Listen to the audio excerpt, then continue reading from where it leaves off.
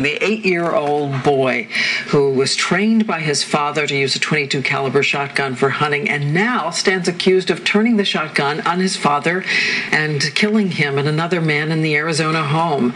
The wife of the other man says she was on the phone with her husband right before the shooting and she heard him mention that the boy was calling him inside. But mainly you've seen that police interrogation tape, the 8-year-old supposedly confessing to the murders. But there was no parent present, no attorney present. Now the child's mother, Erin Bloomfield, is breaking her silence with us this morning. We'll hear from her in just a moment, but first, some of the interrogation tape that caused so much controversy. I think I shot my dad because he was suffering, I think. That videotape showing an 8-year-old boy confessing to the murder of his father and his father's friend. I went upstairs, and then I saw my dad, and then I got the gun, and then I fired it at my dad. And then I think the gun went off at that time. And where did that shot go? At Tim? At Tim again? Yeah. Question, was he lured into a confession? Did he tell the story just to please investigators? But if you're not honest with me, you're not truthful, then it ain't gonna look good. And will the confession hold up in court? No attorney or parent was in the room when police questioned the third grader. And now prosecutors have asked the charge about the father be dropped. Did you shoot your dad? Did you shoot him because you were mad at him? Well, how often do you get in trouble? Most of the time. You get in trouble a lot? For what kind of stuff, honey? Lying. For lying? But you told the truth right now, didn't you? You put this yet, you know that? So there was the tape, and late last week, prosecutors mysteriously asked a judge to drop one murder count against the boy, the one against his father, though the other count still stands.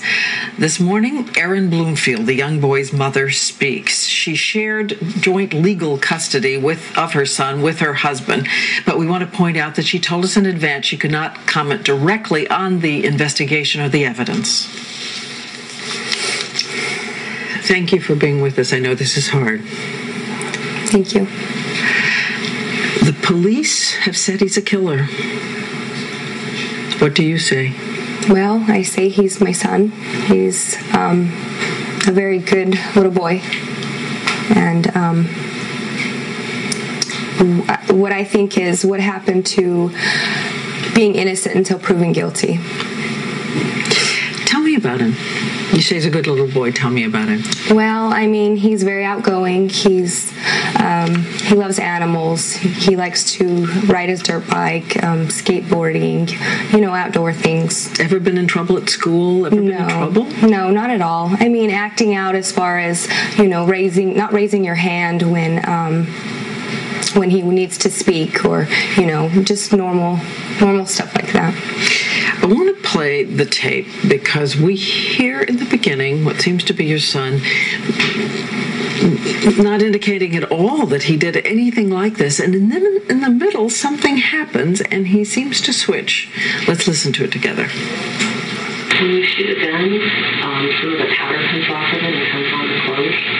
And were any guns shot yesterday? I don't know. Maybe they shot it in the house. And I was wearing the same clothes and maybe it got on my clothes. Because those guys could have shot in the house and make some smoke. And I could have walked into it. So we wouldn't find a whole bunch on your clothes yesterday? I don't know.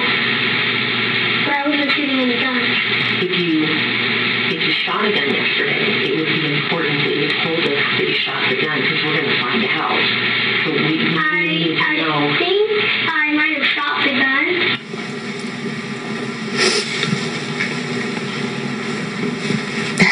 What are you hearing there?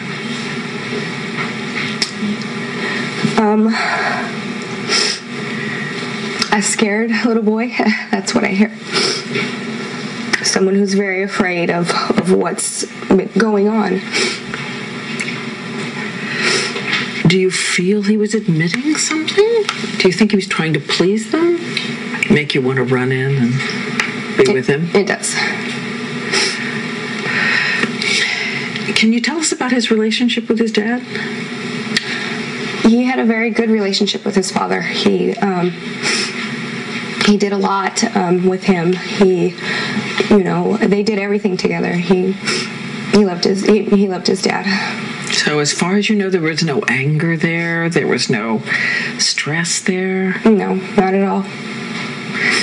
I want to play another portion of the tape, again, where they're talking. Well, we'll let you listen.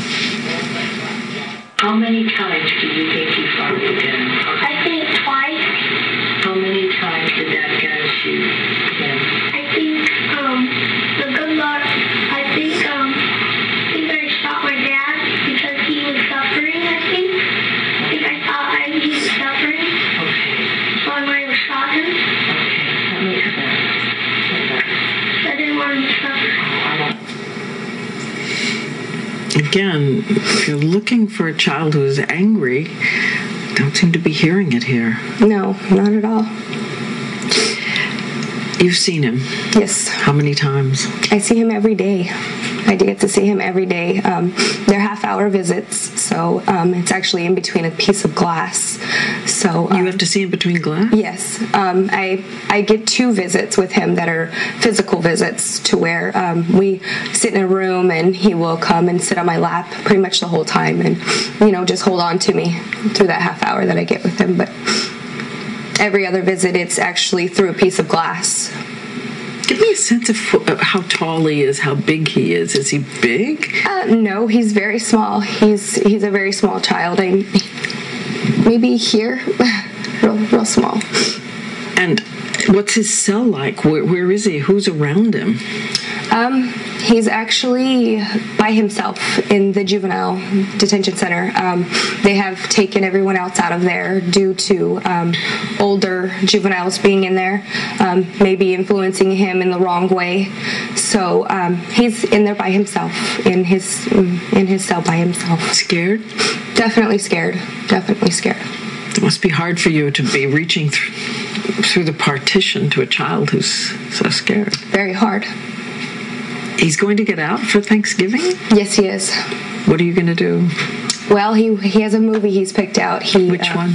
It's called Panda Bear, or Kung Fu Panda? Kung Fu Panda is what he wanted to watch. So I've got that for him. We're going to watch movies, play games, and try to keep things normal as possible. How long will you be able to have him? I will have him 48 hours. And then he goes back? Yes. So you're saying he's just a child, just a little boy. Definitely. Definitely. What is it you most want to say to him when you finally get him with you on Thanksgiving?